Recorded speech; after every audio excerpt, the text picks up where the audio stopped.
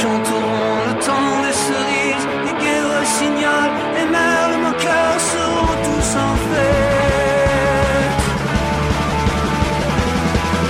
Les belles auront la folie en tête et les amoureux du soleil au cœur quand nous chanterons le temps des cerises sifflera bien mieux le merle moqueur.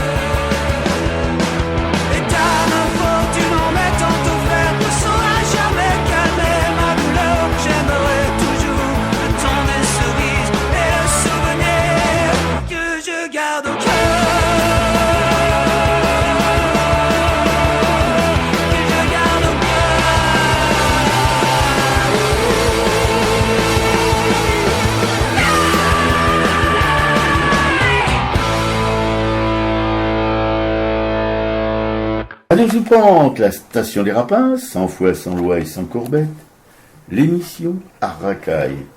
Nous sommes le mardi 2 juillet 2019, un peu de fraîcheur nous fait pas de mal, et nous allons consacrer la partie artistique de cette émission à une découverte d'Arracaille, aidée en cela par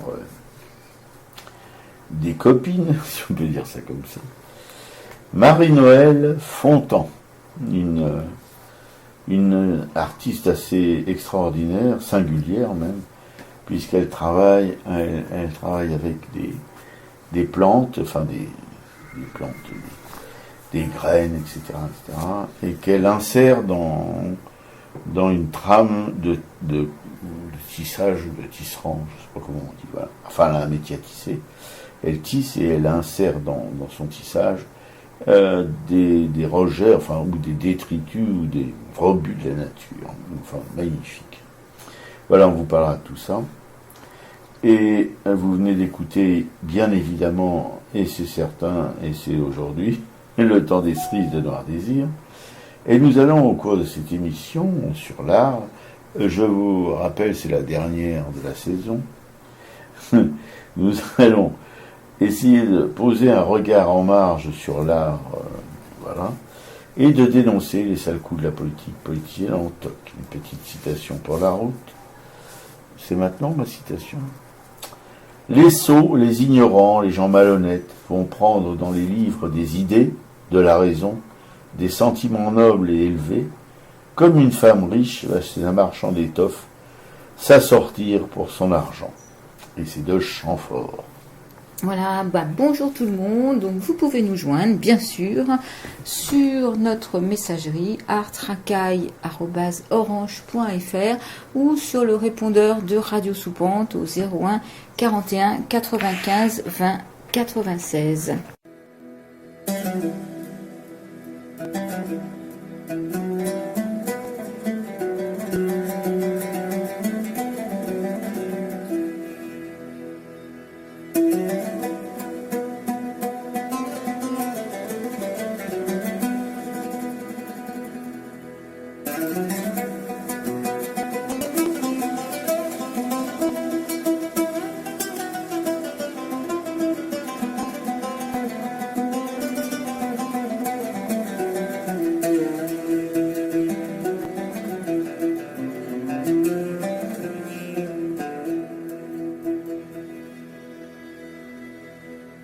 Dis-moi ce qu'il y a derrière le mur qui balafre notre horizon et qui défigure la nature avec ses plaques de béton. Petit, il y a nos oliviers, nos puits, nos sources, nos collines et nos villages abandonnés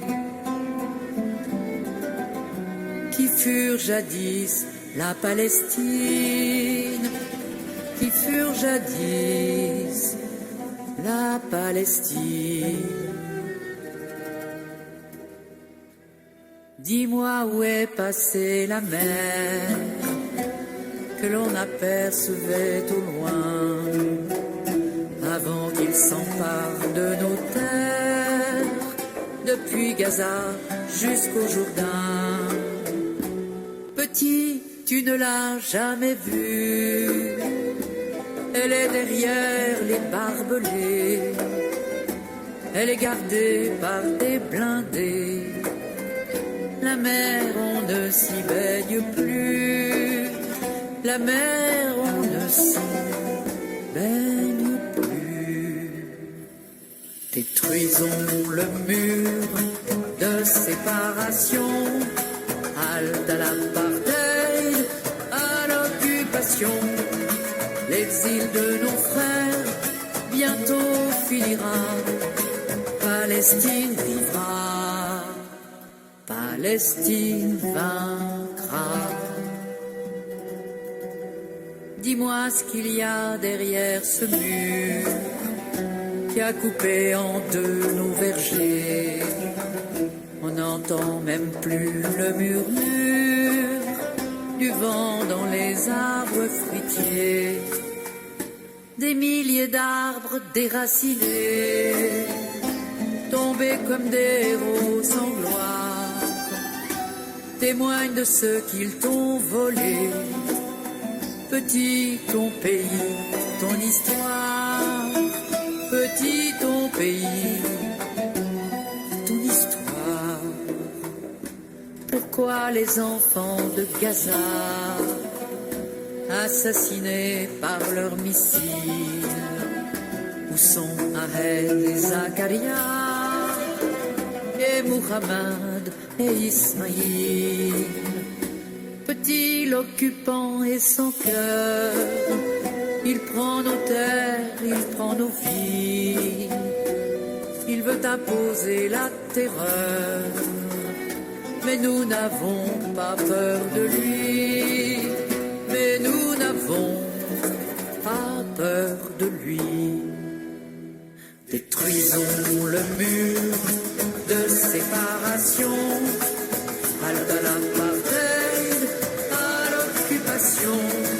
L'exil de nos frères bientôt finira, Palestine vivra, Palestine vaincra. Dis-moi combien de temps encore pour que mon peuple se libère, mon peuple exclu, saigné à mort, dans sa prison à ciel ouvert. Petit, résiste à l'oppresseur, comme Barghouti et Georges Abdallah, chasse les colonisateurs, comme l'a fait Nelson Mandela, comme l'a fait Nelson Mandela. Détruisons le mur de séparation, halte à l'apartheid, à l'occupation.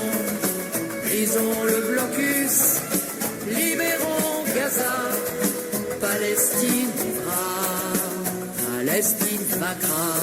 Détruisons le mur de séparation, halte à l'apartheid, à l'occupation. Brisons le blocus, libérons Gaza, Palestine vivra.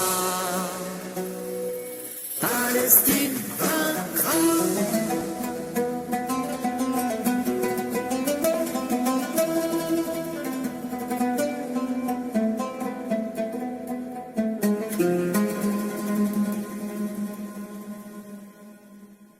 Détruisons le mur, Dominique Grange. Oui, une Dominique Grange, une vraie de vraie, pas une chanteuse qui passe sa vie sur les scènes ou dans les interviews. Voilà, une militante. Avant-hier à Jérusalem, une accroche qui fait rêver. Dans la réalité, avant-hier, un rassemblement pour protester contre l'inauguration d'une place de Jérusalem à Paris, dont le 17e arrondissement en présence d'hommes d'Anne Hidalgo Tel Aviv Plage et du maire de Jérusalem pour l'occasion, afin de bien faire comprendre à ceux qui n'y entravent que Pouic, que Paris et Jérusalem, même combat. Non, tu ne cauchemardes pas, camarades auditrices, camarades auditeurs de Radio Soupance, ces deux copains coquins étaient bien là, et nous au large, bien encadrés, par une flopée de camions de la vaillante troupe des casques à pointe de la République, de la liberté, de la fraternité et de l'égalité, le tout dans le désordre, comme semble-t-il la caboche de la mairesse de cette ville, qui s'offre à toutes les ambitions dictatoriales du monde. Et en prom, à celle de l'État colonial et d'apartheid israélien. Un édile socialiste. Oui, il n'y a pas de féminin, je suis curieuse. Pas très étonnant lorsque l'on connaît le passé colonial de ces imbéciles heureux de socialo. Socialo, c'est quoi est-ce donc que cela? Rien de pas grand-chose, mais qui survit, on se demande bien pourquoi. Et surtout, pour qui? That is a question. Imbécile criminel heureux serait plus juste. Les socialistes, évidemment. Paraît que cette nana serait une fille de réfugiés républicains espingouins. Ça alors qu'on se dit dans les gourbilles de la France d'en bas. Fille de républicains espingouins. On berlure sûrement. Comme Valls alors. On barbote dans l'eau frangeuse du marigot politique en toc, à cette heure d'avant-hier à l'inauguration d'une place de Jérusalem, à Paris. Collabo, ça dure et perdure, cette profession libérale, qui révèle le meilleur d'elle-même lorsque le cas lui en est offerte.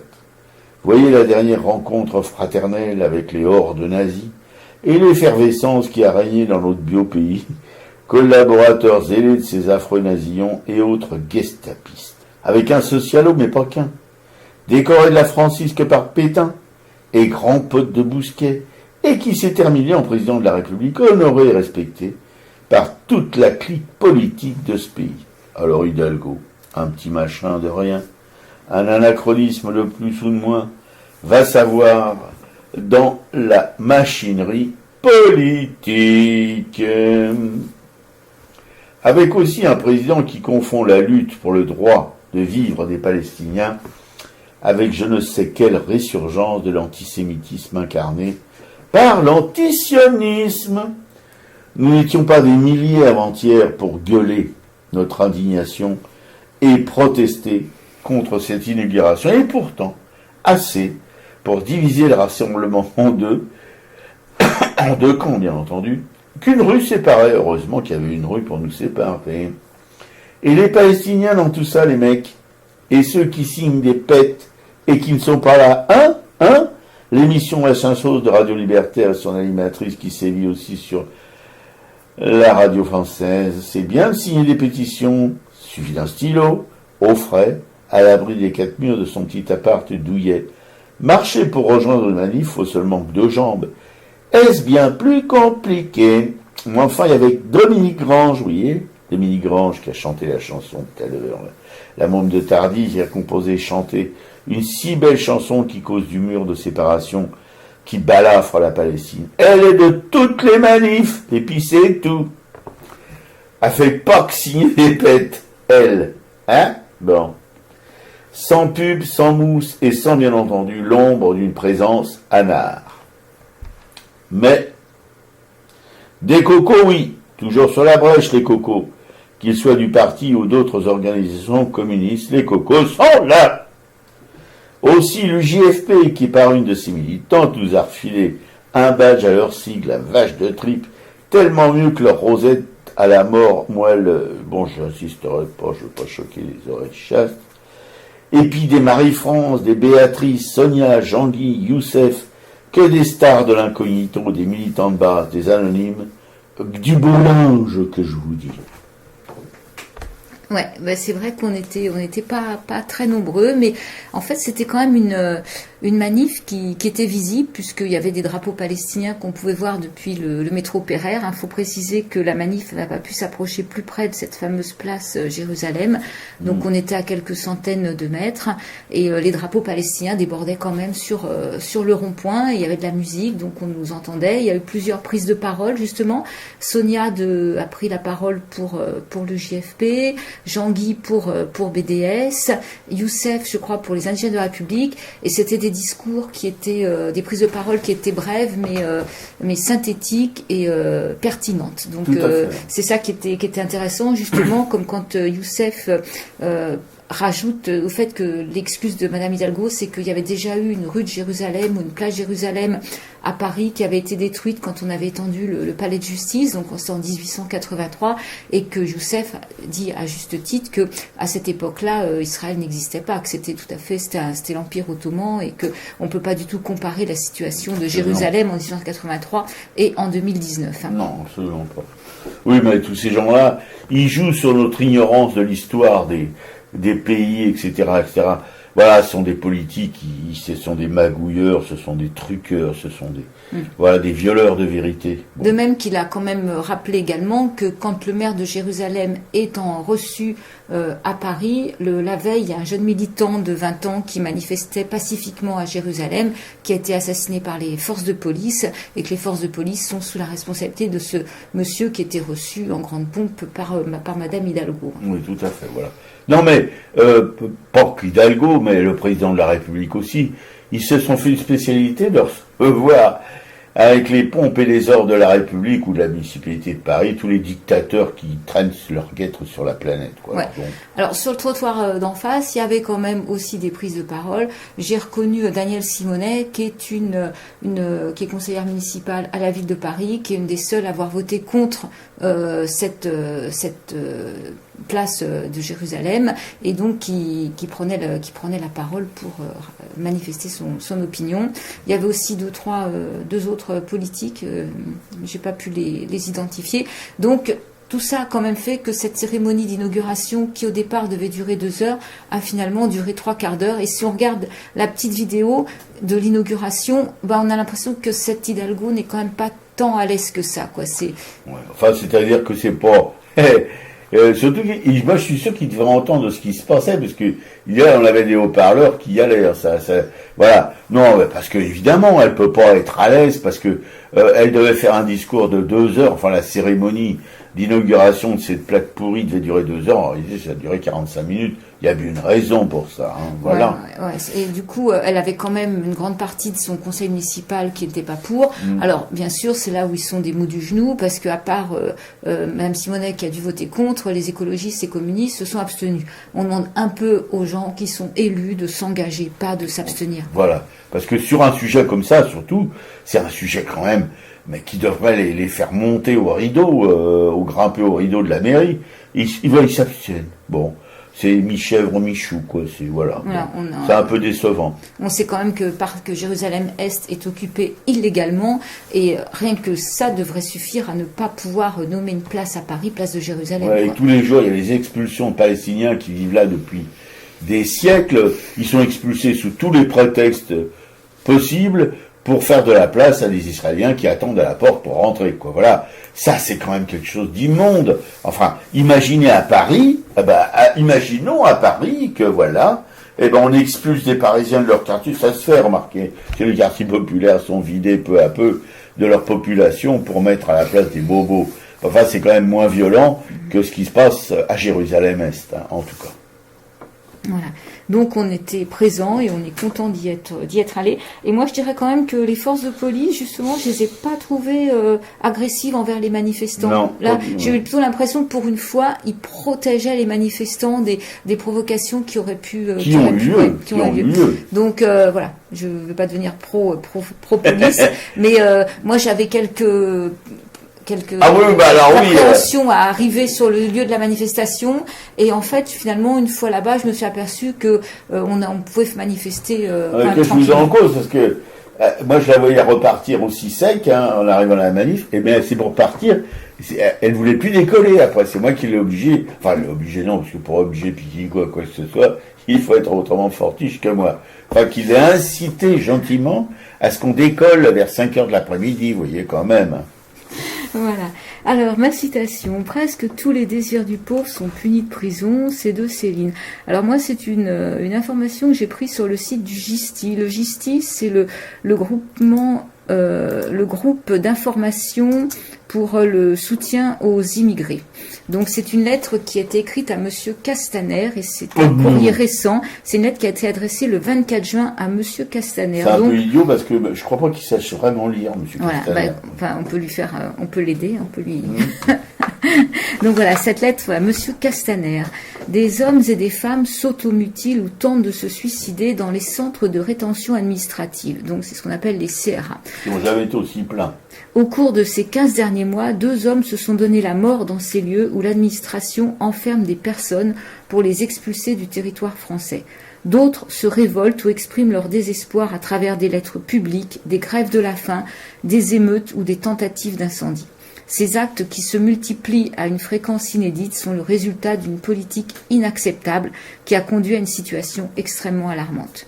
Le gouvernement fait le choix d'utiliser l'enfermement en rétention comme outil d'une politique d'expulsion, banalisant la privation de liberté des personnes étrangères à travers des instructions aux préfets qui viennent aggraver celles de vos prédécesseurs. La disproportion des moyens utilisés au service de cette politique et de plus en plus carcérale est inédite. Le nombre de places en rétention a ainsi augmenté de 25% depuis 2018, c'est-à-dire plus 480 places. Et vous prévoyez la construction de nouveaux centres de rétention. Un tel développement de l'enfermement administratif ne s'était pas produit depuis la politique sécuritaire mise en œuvre par Nicolas Sarkozy il y a plus d'une décennie. La dernière loi Asile et Immigration de septembre 2018 a doublé la durée maximale de rétention et permet désormais d'enfermer toutes les personnes visées durant 3 mois, ce qu'aucun gouvernement français n'avait jusqu'à présent proposé. Or, les statistiques sont formelles. Enfermer plus longtemps ne permet pas d'expulser plus. En revanche, être privé de liberté derrière des barbelés pendant 90 jours, c'est subir une machine enfermée qui brise des vies dans un environnement carcéral oppressant. Des enfants sont traumatisés par cette expérience, des personnes perdent leur emploi ou leur logement, des familles sont séparées, des malades voient leur prise en charge sanitaire interrompue ou amoindrie. Cette orientation conduit l'administration à maintenir fréquemment des personnes enfermées alors qu'il n'existe aucune perspective d'exécuter la mesure d'éloignement qui les frappe. Cela relève dès lors d'une politique punitive. Les taux d'occupation des centres de rétention administrative ont explosé, générant une promiscuité et des tensions insupportables, notamment pour les personnes les plus vulnérables.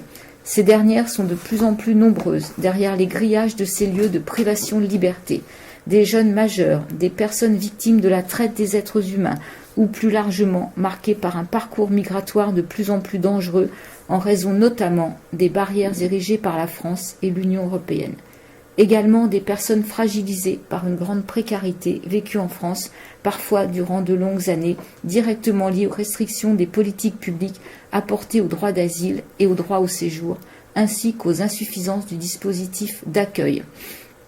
Dans ces lieux de privation de liberté, le nombre de familles avec enfants a fortement augmenté. Quel que soit leur âge, tous et tous subissent la violence et l'enfermement et la rupture soudaine avec leur quotidien, leur école et leurs proches, et sont durablement traumatisés. Rien ne peut justifier une telle pratique, largement condamnée par le Défenseur des droits, le Comité des droits de l'enfant des Nations Unies et la Cour européenne des droits de l'homme à travers 6 décisions sanctionnant ces dernières années les pratiques des autorités françaises. Les préfectures assument désormais de prononcer massivement des décisions d'enfermement et d'expulsion illégales. Au-delà de la situation des enfants, la possibilité pour les personnes enfermées de saisir la justice et défendre leurs droits est limitée par l'urgence et par des garanties amoindries, plus encore en Outre-mer, en raison d'un régime dérogatoire. Malgré ce droit au rabais, les juridictions métropolitaines annulent plus de 40% des procédures judiciaires ou des décisions administratives, ce qui traduit l'ampleur des violations des droits perpétués et le caractère abusif de nombre de ces enfermements. À tout ceci s'ajoutent des atteintes graves aux droits de la santé dénoncées par la contrôleure générale des lieux de privation de liberté. La prise en charge des troubles psychiques ne peut être assurée dans ces lieux qui, au contraire, les aggravent. Des personnes malades ou qui ont tenté de se suicider sont ainsi enfermées dans des chambres de mise à l'écart qui constituent un traitement inhumain et dégradant. Dans ce contexte alarmant, l'ensemble des acteurs intervenant dans les CRA y rencontrent désormais des personnes bipolaires, schizophrènes, paranoïaques, dépressives, mutiques, prises de crises de délire, d'angoisse, de jour comme de nuit. Des personnes aux facultés très altérées sont enfermées alors que leurs pathologies sont parfaitement identifiées en amont par le secteur de la psychiatrie qu'ils avaient pris en charge.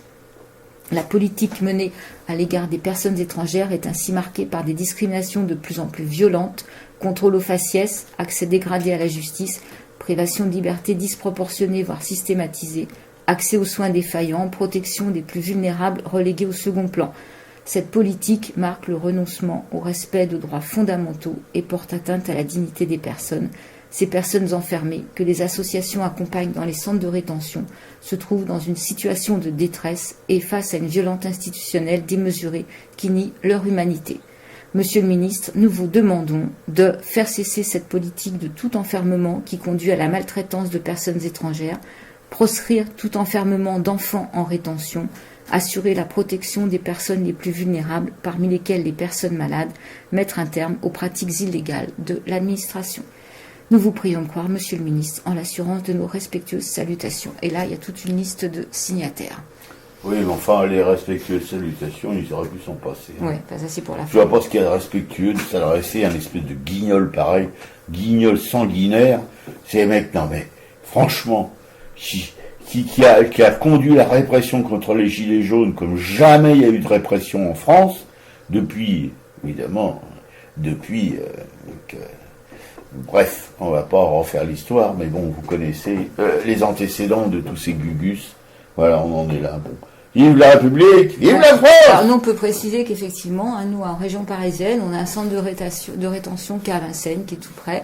Et d'ailleurs, bien sûr, c'est marqué nulle part centre de rétention. Ah, non, ça non, s'appelle non. la Redoute de Vincennes. Ouais, ouais. Et C'est c'est près du lac de Gravel. Ouais, c'est un ancien bâtiment militaire, enfin bon, bref.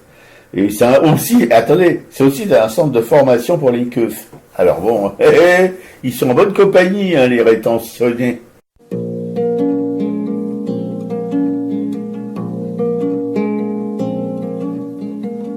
Goutte d'eau sur la teinte et des coups sur la tête.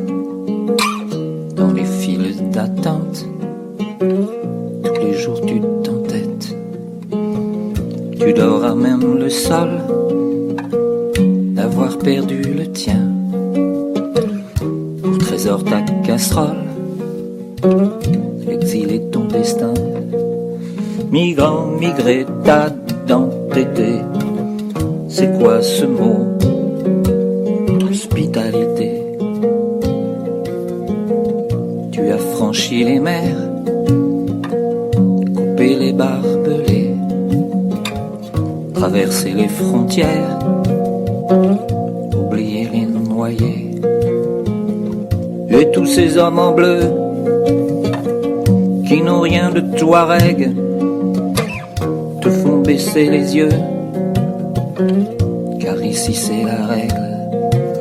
Migrant, migré, ta identité. C'est quoi ce mot? Hospitalité. En échappant au pire, espérant nos sourires, tu t'étais fait tatouer sur la peau liberté. Dans la boue t'es marqué, t'es sali, t'es moqué. Au pays de Rousseau, tu finis prisonnier.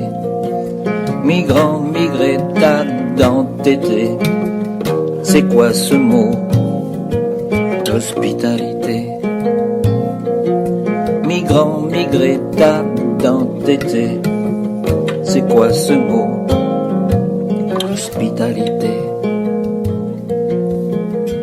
Goutte d'eau sur la teinte et des coups sur la tête. Dans les files d'attente, tous les jours tu t'entêtes. C'était Migrant, interprété par Richard Gilly.